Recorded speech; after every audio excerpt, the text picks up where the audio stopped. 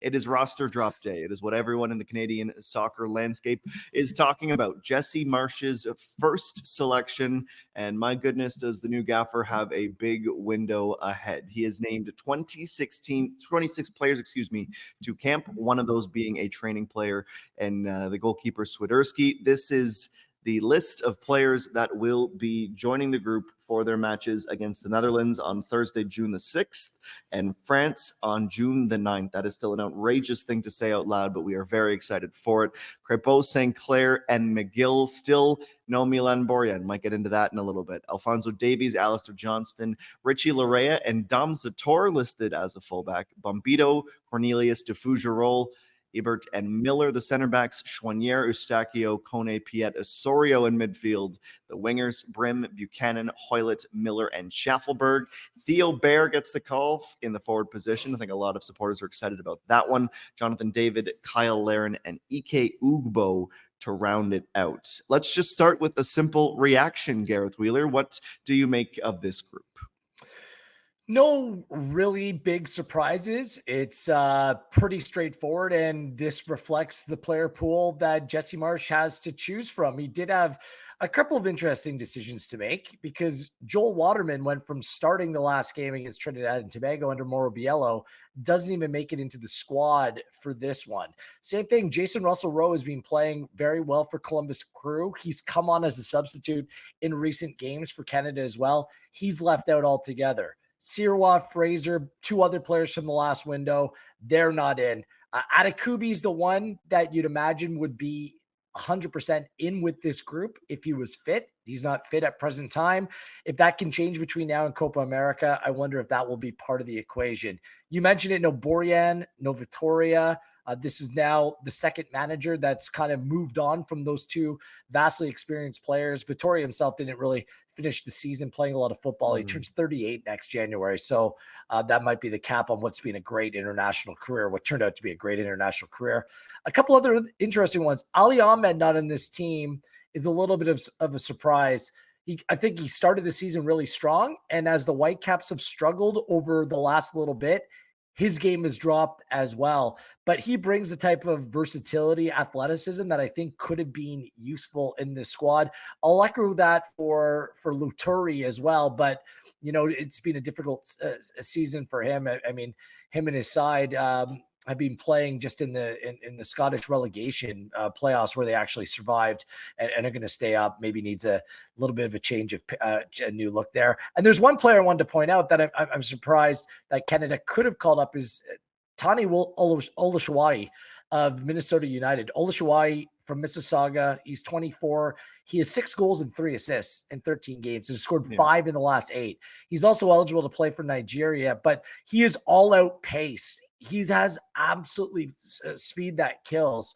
And for me, it would have been an interesting profile player to compete with the others up top. Like the Charles Umbreus Brim thing is getting a little bit puzzling. Every manager likes the player, but he never produces or looks to be the right fit within this Canadian men's national team.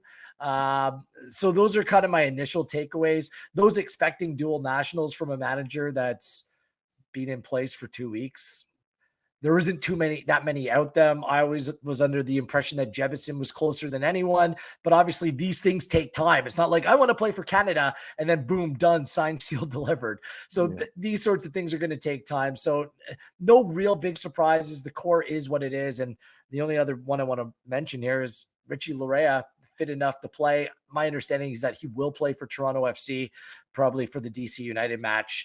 So that will be an added boost, whether it be off the bench or potentially in a starting 11. Ollie.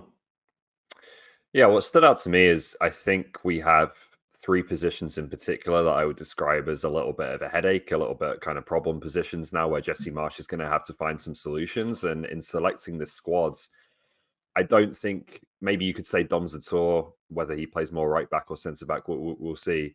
But aside from that, I don't think there are any selections that Jesse Marsch has made here that are like new solutions to any of those positions, which seems like the intent is to work with the existing players who, Mauro Biello was largely working with this group and finds more answers to some of those positions there rather than bringing in new faces at this point in time. So there's some interesting implications to that, I think. Waterman being out at centre back, having started the last game, is a surprise. That, I think, suggests two things. One, that he rates Moise Bombito very highly, as I know a lot of people do, and he could be a starter in this team going forwards. I think some maybe would have expected him to start against Trinidad. Also, Luc de Fougerolles has to be ready to play. Like, there's two right-footed centre backs against a tour, maybe a third if you consider him in that position. You know, they've got to think at this point that if they're calling him in and leaving Joe Waterman at home and any other options at that position, that de Fougerolles is pretty close to being ready to put on a Canada jersey and play in this team. So that one's interesting.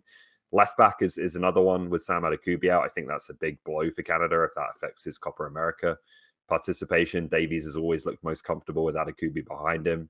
In terms of natural left backs, unless you're going to play Davies there, which Marsch has kind of intimated that he wants to play him further forward, I think, but we'll see on that front. I don't think there's a ton of other options, particularly given Richie Larea is just coming back from a long-term layoff. So that's an interesting one to me.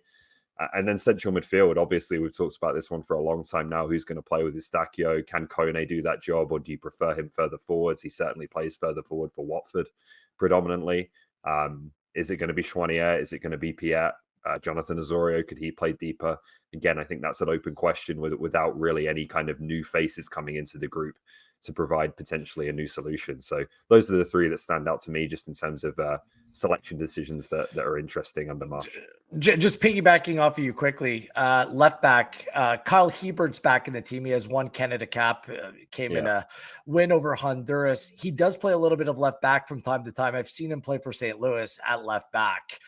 Perhaps he provides a little bit more stability. More and more managers are playing, center back, left back hybrids if they're going to play a back four, which would allow a player like Davies to get well forward and focus on what he does best for the Canadian men's national team, which is working in attack. So if there is going to be some sort of 4-2-2-2 formation, then I think that Hebert can stand in and potentially play that role.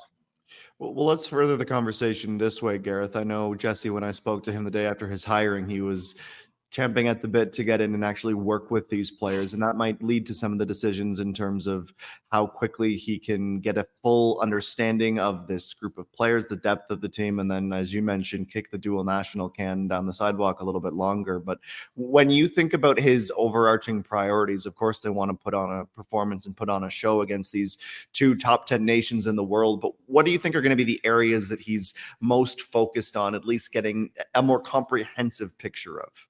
I think he is a number, to Ollie's point. I think he has a number of selection questions that need to be answered when it comes to all of the positions across the back. Starting with goalkeeper, it has not been a great season for Max Crepeau. He's given up 2 goals a season, and based on all the data, Dane Sinclair has been outplaying him. We haven't had a look at Tom McGill yet. So I think the goalkeeping position, I just don't think that the baton simply should just be passed to Crepeau because he's been around for a long time.